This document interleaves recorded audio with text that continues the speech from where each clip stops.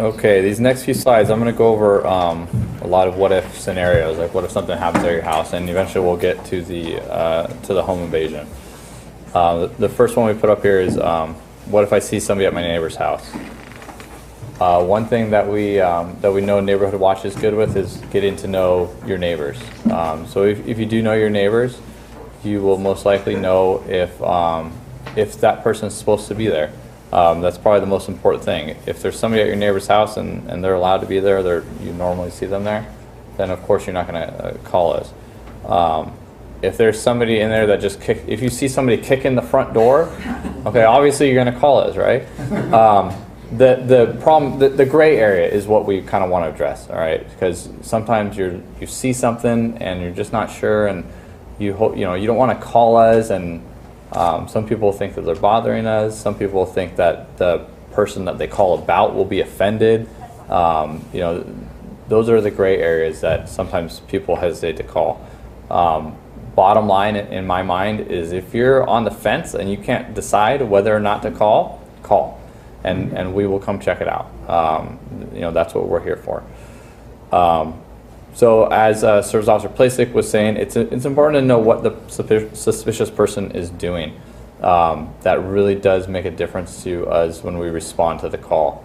If they are just knocking on the door, that's one thing. If they're knocking on the door and then they're peeking around the side of the house, those are different things for us, and that really helps us develop probable cause.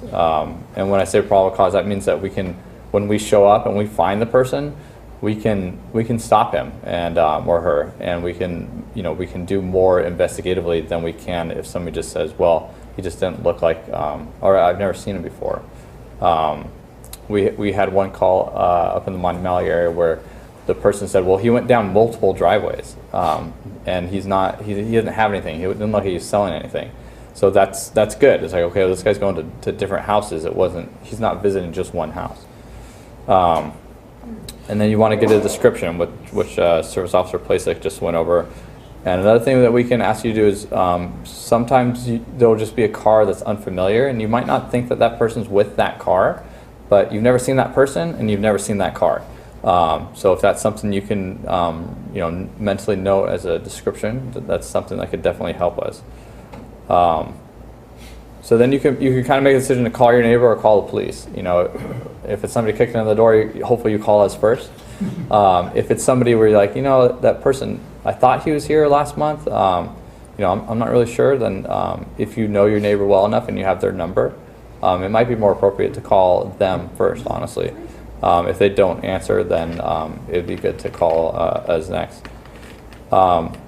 After you've done all that, if you do have a phone handy with a camera, it's good to take pictures. It helps us a lot, or a video. We arrested some burglars last month, and then we found out that they broke into a house in Carson, and we recovered the property from the Carson burglary. And then when we got the report from the Sheriff's Department, there was a witness who had a video of the incident, and that video, the deputy looked at it, and they could see that they were wearing the same thing that we caught our suspects in. The burglary happened the same day. So it is good to video record. What we don't want people to do normally is confront the suspects. So we do want to avoid citizens confronting suspects, because what we don't want to happen, we don't want to happen is turn a property crime into a person's crime. So like one way we differentiate between crimes is, was it a crime just against a property, like somebody stole something, or was this crime against a person in that they robbed them? Like a robbery would be like something taken by force or fear. So if somebody confronts you or holds a gun to you or hits you, that's a crime against a person. So we want to avoid crimes against persons, and then investigate the crimes against the property instead. Any questions on this scenario? The next one is, what if there's an unknown person or worker at my door? Okay, we don't want you to open the door. That's not something that's safe, especially if you're not expecting somebody to come over, or you're not familiar with them, or you're just not sure. We don't want you to just open the door. What we do want you to do is talk to them. In my opinion, it's very important that you talk to them. If you can leave the door closed and you can ask what you can help with and see what they say. But if it is somebody who's planning on breaking into your house, they're knocking on that door just to check to see if somebody's home. As I said earlier, a lot of burglars, mostly they do not want to have anybody home. They want to go inside, they want to take their time, they don't want anybody to call on them, they just want to steal things. So they're knocking on that door just to see if somebody's home. If you talk to them, then they're most likely going to leave if they're planning on breaking into the house. I had somebody knock my door late at night one time, and they asked if like Steven was there or something. And I'd never heard that name before, and I talked to him. I didn't open the door. I talked to him through the door, and I told him no, and he had the wrong house. And then I watched him through my peephole walk down like 2 houses and get into his car. Like, well, why did he park all 2 houses down if he was planning on coming to my house? So that's something I did call my local police department for, and they came out, and I don't think that there were any crimes on my street that night, but it was definitely something that I was willing to call my own police department on. If it is a worker, you can ask for ID. You can look for their work trucks. If you see 5 huge Edison bucket trucks on your street, chances are that person's actually with Edison. All right.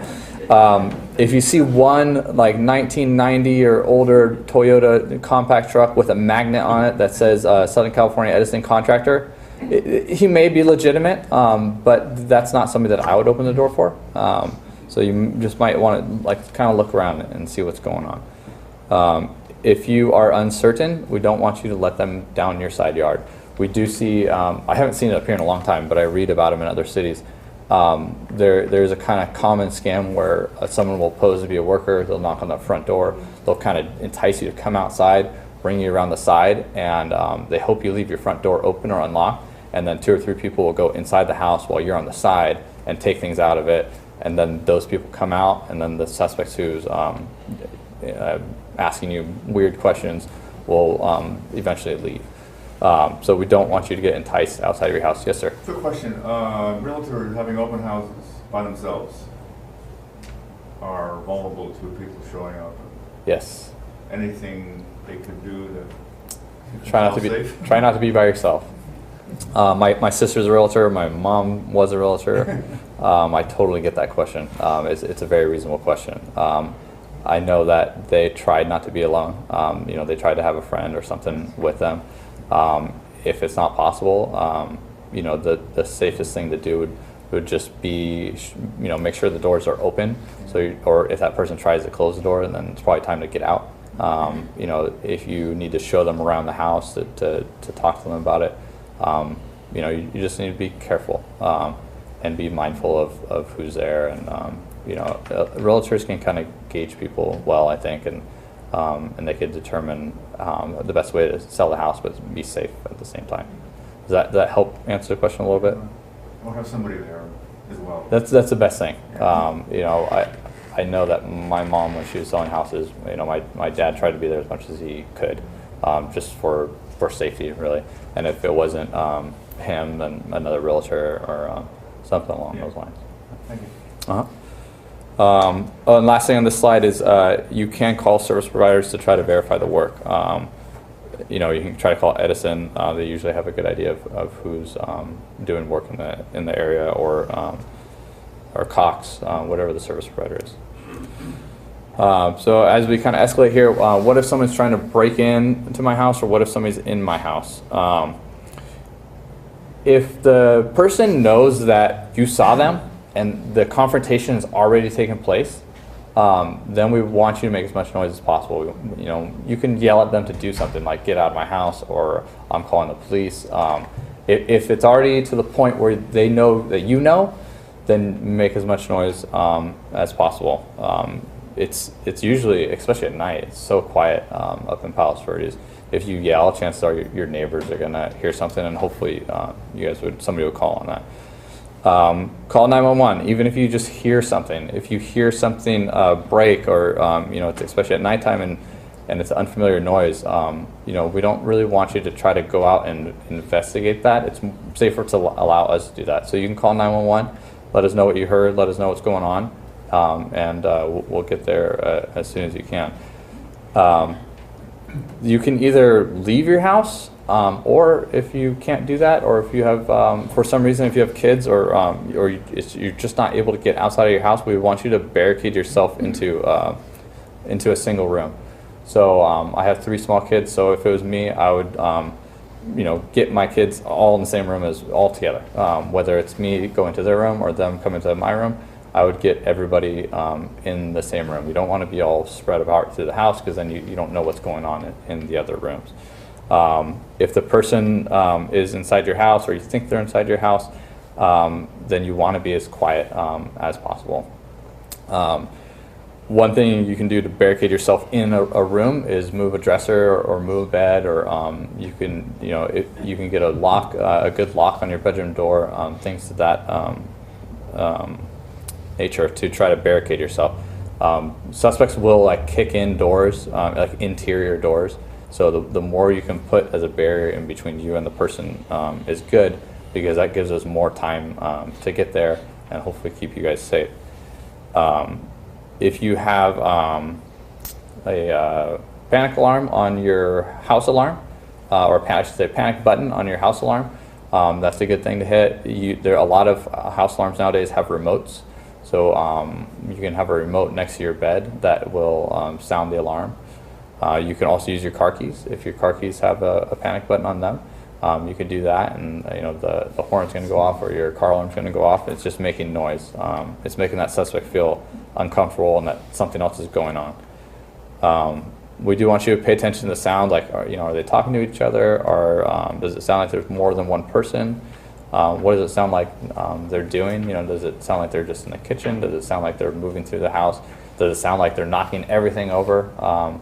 Usually when people break into a house, they're quickly going through drawers, they're ransacking everything. That's something you're probably going to hear. So that's a good thing to know. A lot of people always ask about firearms. It's really an individual choice. But if you are confronted with a suspect and they're not leaving, you can use weapons or improvised weapons. So improvised weapon would be like kind of the typical lamp, or a baseball bat by the bed, something like that, that you can use to try to protect yourself. Any questions on this one? When should you or should you not use pepper spray? Pepper spray is effective. You're going to be affected by it too, though. And if whoever's in that room is going to be affected by it. I've been pepper sprayed only once. I've only been pepper sprayed once. And I've been tased, and I've been in tear gas a couple times. Out of all those things, I would not want to be pepper sprayed again. I'd rather be tased, honestly, and I'd rather go through tear gas again. Pepper spray is it hurts, and it doesn't stop. The taser is usually 5 seconds and it stops. Pepper spray hurts, and you really have a hard time seeing. But you got to keep that in mind. If you're doing it inside of a room, if you're doing pepper spray inside of a room, you're going to be affected by it without a doubt, because it disperses into the air. So it'll get in your eyes, even if you did not, even if it doesn't hit you directly, you're still going to feel it. And pepper spray is not always effective to everybody. There is a small percentage of the population who's not affected by pepper spray. Any other questions on the slide? All right. What if I think someone's following me? We want to call the police. All right. Typically, this is when you're driving. You're driving home from, wherever it is. But it just seems like the car that is behind you has been there for a long time. We especially want you to pay attention to this if you're driving home from a bank, if you've made a withdrawal. If you're a business owner and you left your business, and you may be carrying some cash home or something that's expensive, definitely want to pay attention to who's behind us. If you do feel that you're being followed, we want you to call the police. You can call 911 if you'd like. They'll most likely direct you to come to the police station if it's close. If the police station is not close, they might just kind of keep talking to you and figuring out where you are and send a police officer to meet you there. If you're not sure, you're not ready to call the police, you can drive in a loop. All right, make a series of turns where nobody would really make those turns. So, you know, if you make 4 left turns and the person's still behind you, you know, then that's probably going to be a little bit of an issue for you. So at that point, we definitely want you to call the police. Another option is driving to a populated area. So if it's during the day, you know, you drive to a school or a mall, something like that where there's a lot of people around, that will deter crime for sure. We do not want you to drive dangerously, so, you know, don't speed up. You know, don't try to make quick turns with, you know, don't be driving like this and looking in your rearview mirror and trying to make turns at the same time and trying to call 911 at the same time. We don't want a traffic collision to happen while you're trying to figure out if someone's actually following you or not. And as I previously mentioned, we do want to avoid confrontation. So we would definitely not recommend you stopping the car and walking up to that person that you think is following you to ask them, you know, what are you doing? Not the best idea. Any questions on this one? What if someone's trying to carjack me? So before we get to what if it happens to you, what we'd want you to do is avoid high crime areas. If you're going into downtown LA or South LA or areas similar to that, it would be best if you could have somebody with you. All right. If there's 5 people in the car, the chances of you getting carjacked is going to be lower than if you're by yourself. It's just more people for the suspect to have to deal with. We do want you to keep your doors locked and your windows up. Obviously, if you're driving down Paseo Del Mar, you know, we're not trying to tell you to roll your windows up. But if you're in a different area and you know you're able to keep your windows up, if you're concerned for your safety, that's definitely recommended. It's always good to pay attention to your surroundings and off your phone. If you're driving, we don't want you using your cell phone generally. But if you're constantly looking around, suspects do notice that. They will sit in areas and watch people. So they do want to target the person who's an easy catch. So if you're constantly, like, you know, moving your head around and looking, as opposed to your head buried down in your phone or just not paying attention, you know, it could be the difference of whether or not they'll come talk to you. When you pull up to a red light, you do want to leave enough distance between you and the car in front of you. So what that enables you to do is, if you need to leave quickly, is usually you can turn to the left, turn to the right, and you don't have to back up. So as long as there's enough distance between you guys, and you can make a quick escape. And generally, you want to be able to see some of the street behind the person's tires. So those back tires, when you're looking at them, you should be able to see a little bit of the street. So if it does happen, if you are confronted by somebody who wants to steal your car while you're present, it happens usually one of 2 ways. The first way is you're walking to your car, and you have not gotten in your car, but you're walking to it, and the person confronts you and demands the keys. Easy solution on that one, you just give them the keys. All right. We don't want to avoid, or we do want to avoid confrontation. So you're already being confronted, but your car or whatever's in your car is not worth you know, getting into altercation with the suspect. The second way this happen is if you are like actually driving your car and they walk up to your window and they demand that you get out. And once again, we would recommend that you get out. The only problem with that is I have 3 small kids. If I have my kids in the car and they're strapped in a car seat, I'm not getting out of my car. I don't care what that person is doing. I'm not going to get out of my car and let him drive it away, because there's no way I can get my 3 kids out of well, when I pull up at home, I can't even get them out of the car in 5 minutes. So there's no way I'm getting my kids out of the car that fast, okay?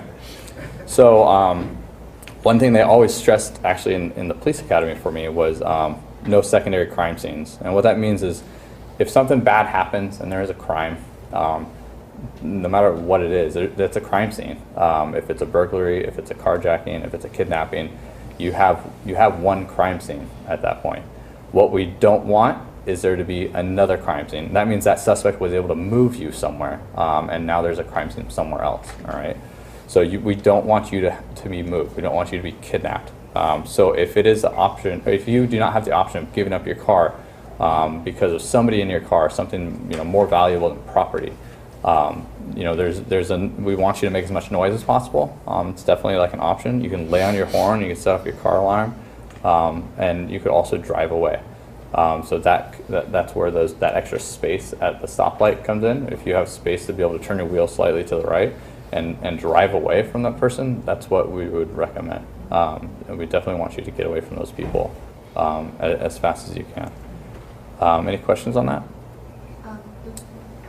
Would you recommend that if somebody is trying to carjack them before they use the car, to throw the keys versus handing it to them? No, I would just, if I was walking to my car, I would just give them, and somebody coming up to me and ask my keys, you can have my keys, I don't care, you know. People make fun of me for driving a minivan anyways, so you can have it. Should you throw the keys and run? Or? I would not. No. I would just give them the keys. I would not throw the keys. I don't care. You can have my car. Throwing the keys could agitate them, and if you agitate them, then you could be escalating the scenario. If they want your keys, give them your keys. If they want a wallet, give it to them. A lot of times, suspects will ask for cell phones, and the reason they're doing that is because they don't want you to call 911. I would give them my cell phone. The only thing that I will not do is in this scenario. I will not go with somebody. I'm not moving. That person can have anything they want besides me and my kids and my wife. So if they want my property, they can have my property. Even if I'm not working and I have my gun with me, and they want my property, they can still. I don't care. I'm not going to pull my gun out for somebody who wants my wallet or my car. It's just not something that's worth the confrontation for me. But kidnapping is different. You do want to pay attention to your surroundings again, and you want to pay attention to stay off of your phone. It's always a good idea to have more numbers, just like the carjacking scenario. You do want to have people with you. The more people you have with you, the more of a deterrent it is for somebody to confront you and try to do something. But the next bullet point there is, you do not go with that suspect. That is something that you're going to have to fight for your life for. We don't want that secondary crime scene. Running away is definitely an option. If you can put some type of barrier between you and the person, whether it's a car or a business or running into a school, anything you can get to help. People are going to help you. That's always a good thing. Yell, scream, do whatever you have to do to gain attention. It's good to give orders. If you are telling the person to get away from you or something to that effect, a lot of times, they'll be put off by that. They're looking for that easy prey. They're looking for the easy target. And weapons and improvised weapons. Pepper spray, especially if you're out in the open, I mean that's an option. They do sell tasers for civilians. They're a little bit, they're way more expensive than pepper spray, but there are different options that you can carry. And everything has a risk and reward. I don't have pepper spray because I don't want my kids getting it. But if you're not worried about somebody else getting the pepper spray, then it's a good option. You could also use improvised weapons. Anything that's a hard object that you can grab and use it to hit somebody can be effective. Yes? You mentioned that they might take your cell phone, and several times you said stay off your phone. But wouldn't it possibly be a deterrent if they think you're on a phone call and you could say, hey, somebody's trying to carjack me, and you could just pretend you're on a call. If you hear them approaching you and you're getting nervous, just act like you're on a phone call. Or I've heard, yeah, that's definitely something that I've heard recommended. Me personally, I don't agree with that because suspects are smart. I mean, a lot of these guys, they talk to each other. They come up with plans. So if I don't have my phone with me, but if I'm on my phone and I'm walking across here, then they could see that, right? It's not hard to sneak up behind somebody and grab that phone out of their hand, and that's it, as opposed to somebody who's constantly like looking around, if they see somebody who looks suspicious, like actually looking at them, and kind of letting them know that like, hey, I see you there, I'm not being distracted, I'm not on my phone. That's my personal recommendation. Other police officers even might tell you differently. But for me, I would rather be paying attention to my surroundings than having something right here, because it's really easy to snatch a phone out of somebody's hand, and it's quick. And even if you get a scream in, you know, that, you know, But then they might think the person on the other end, if they've got your phone now, something happened to the person, and that the other person might be calling. right.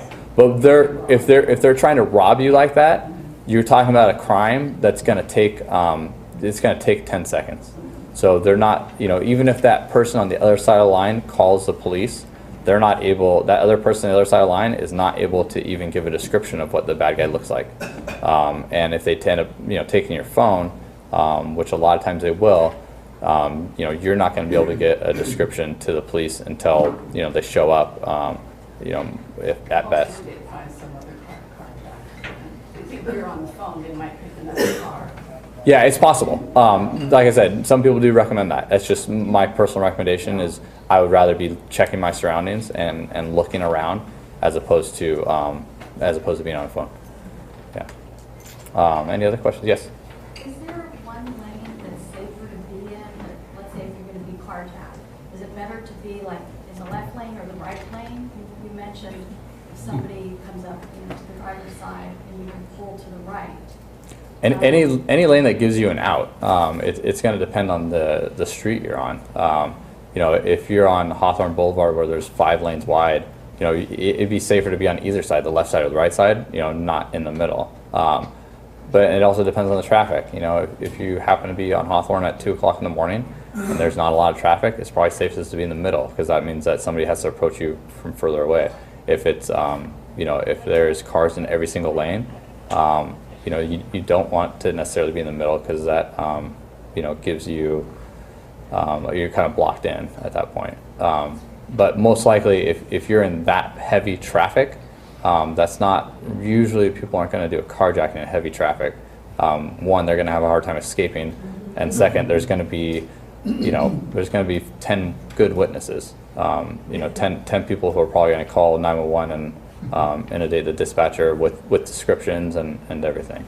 But crime, you know, crime is, it's funny because, especially as detectives, we try to figure out what was this person thinking. You know, like, oh, this person broke into the house, but they did this. This is really weird. You know, we try to figure out what they're thinking, and then usually I remember, okay, this person could have been high at the time, and they're not thinking straight. You know, so as much as we try to predict what they're going to do, you know, sometimes you just, you know, gotta understand that they're not in the right frame of mind. But the ones that are thinking straight, those are the kind of the ones that are easier to prevent and deter. Yeah. Any other questions? That's the last slide for me. Can I just go for one more thing? I went over a symbol for the vehicle. What I didn't address is if there's a person. How we usually put it